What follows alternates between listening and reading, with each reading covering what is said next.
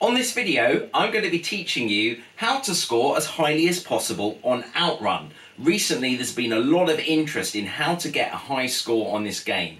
Even Ben Collins, the former Top Gear Stig's been giving it a go.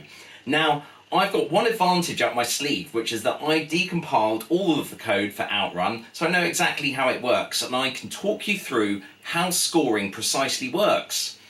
In addition to this, we can take a look at the 1987 unverified Guinness Book of Records high score for this game, and I'll tell you whether I think that score is technically possible.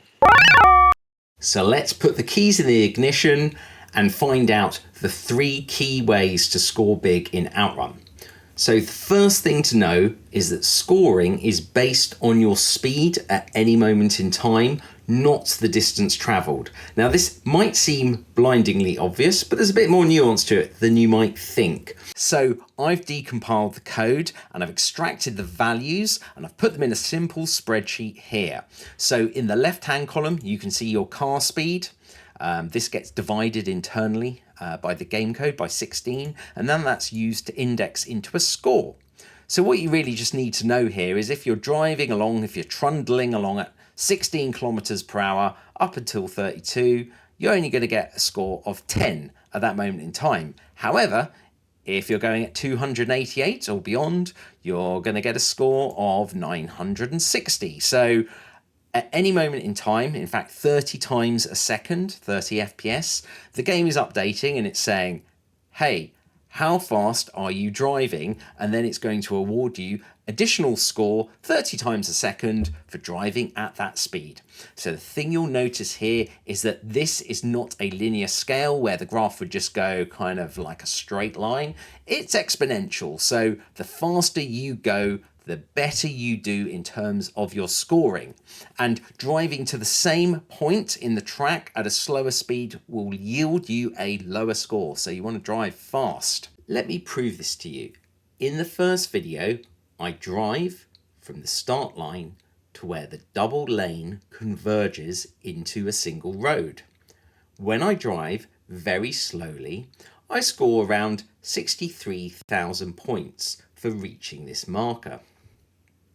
However, if I show you this again, when I accelerate as fast as possible, I reach 228,000 points for reaching the same part of the stage. So that's over 3 times as much.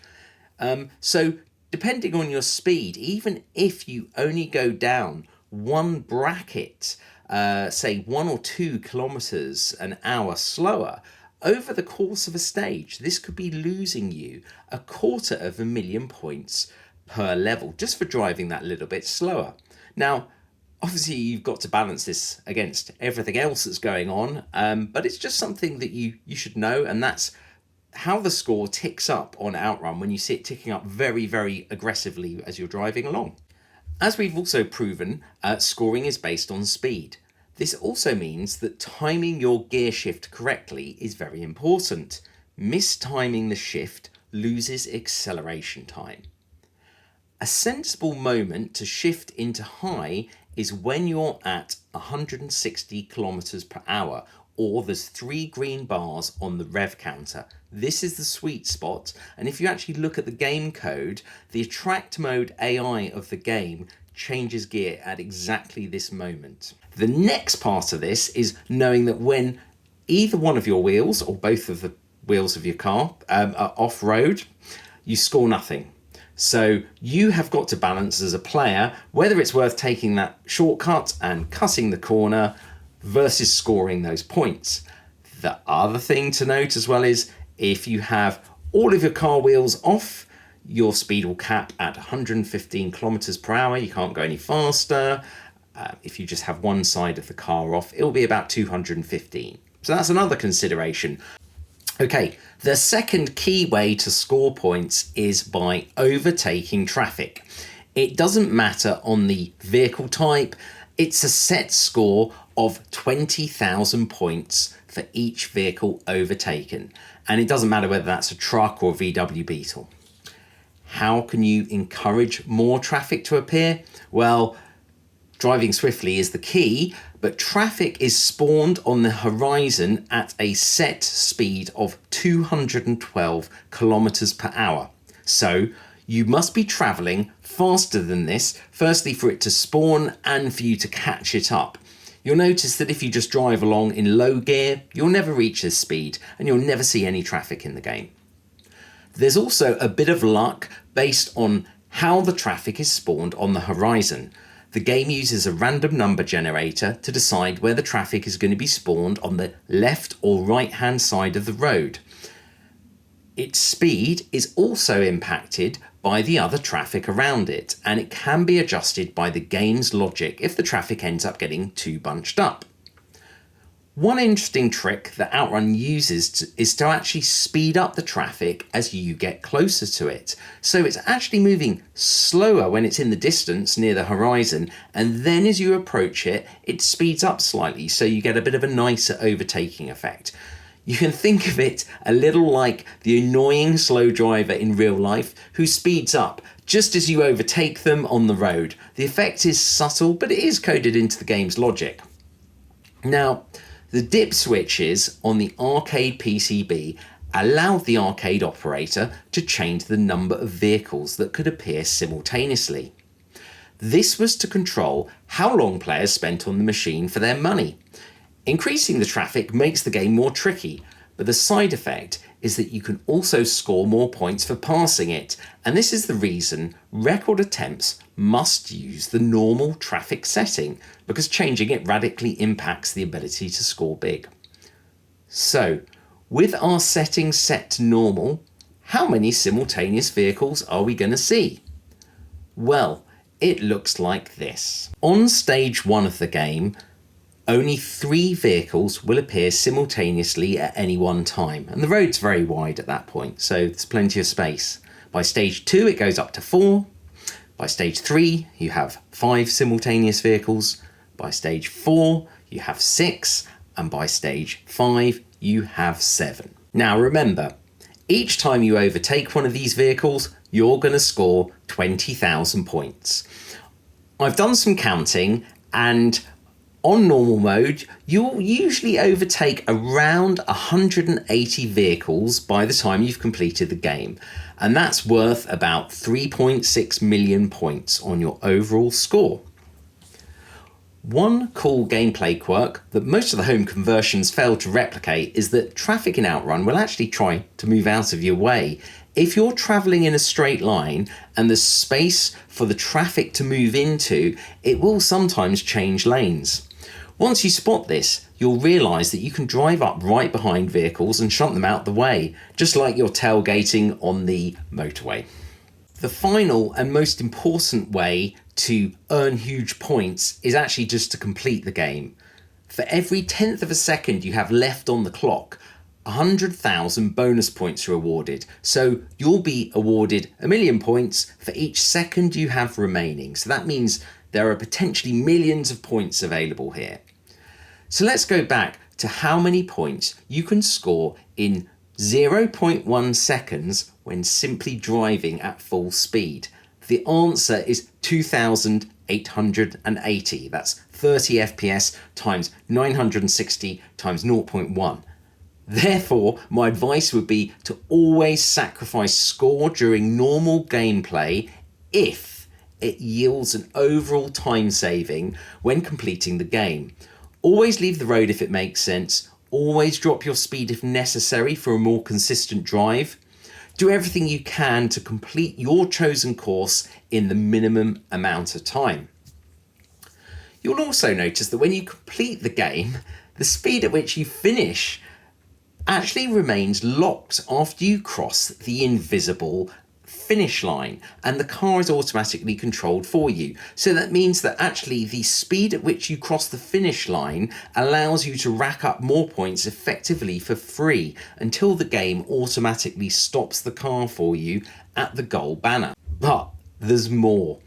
If finishing with more time on the clock is important, you may be thinking, well, it matters which route I take because some of them are easier than others. And it sort of does, but not in the way you're expecting. Let's check this out with the aid of a diagram I've made. So here is the OutRun course map. You can see on the far left, you start with 75 seconds on the clock. If you're not starting with 75 seconds on the clock, the dip switches or the game settings are set to one of the other difficulty levels and probably shouldn't be used for a world record attempt.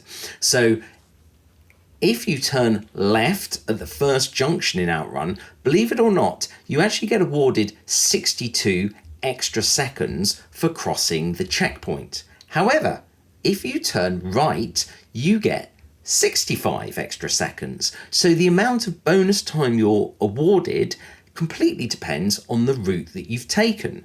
So as well as thinking about the difficulty of the course, you should probably think about how much extra time that you're going to get provided with for doing this chosen route.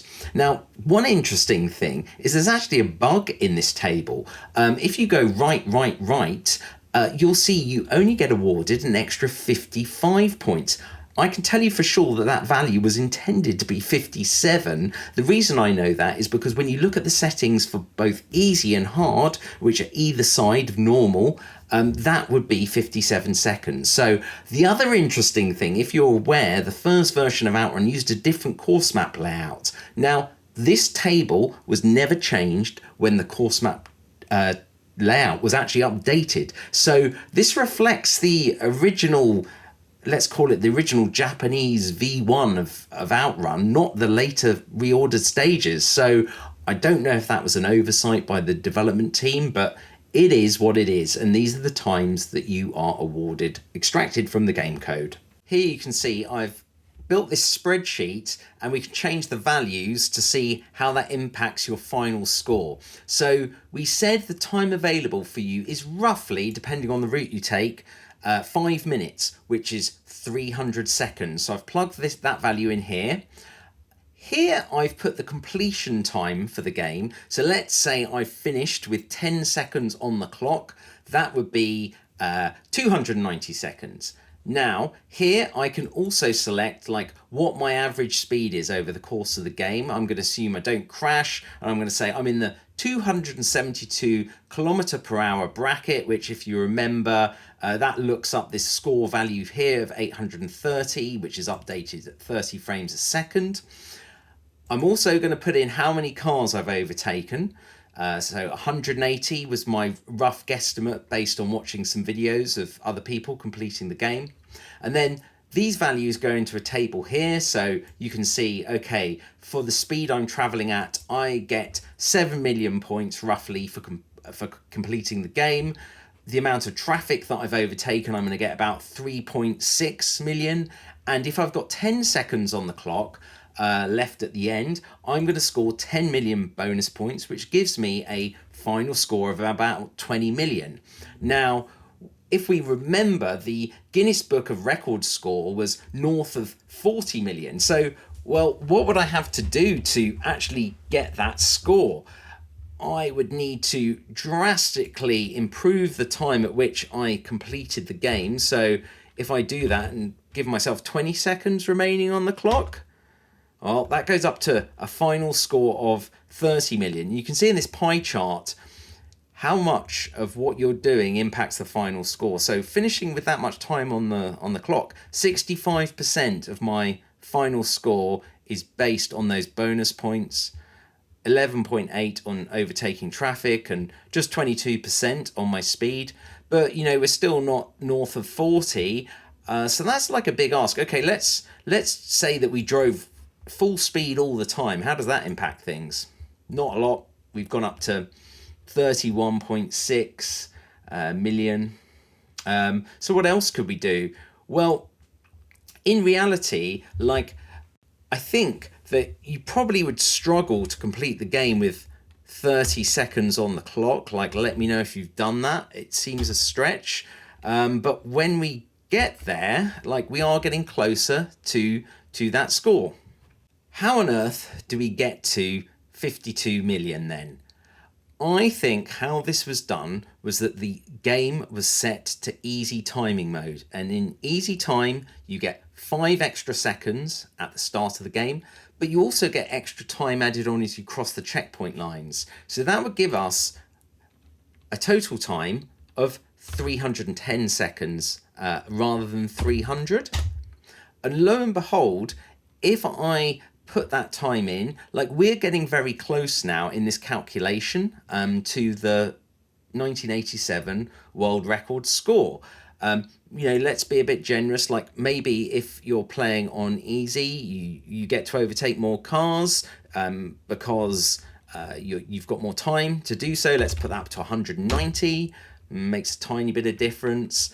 So you can see, like, we are getting close to that score. I do think it would be pretty challenging. I think, to get there, you would need to complete the game with a significant amount of time left on the clock. I've reduced it further, and then we can start getting into the mid 50s. Now, to be clear, I think back when you were playing this game in 1987, you couldn't just hop on the internet and find out about dip switch settings, and you would have had no knowledge about any of this stuff. You didn't have a nerd like me who's decompiled the game. So I think that score perhaps was genuine and set, but I do think it was set on easy time mode with the dip switch settings. I do not think that was set on normal mode.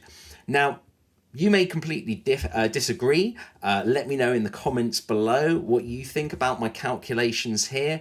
I will share a link to this spreadsheet in the description.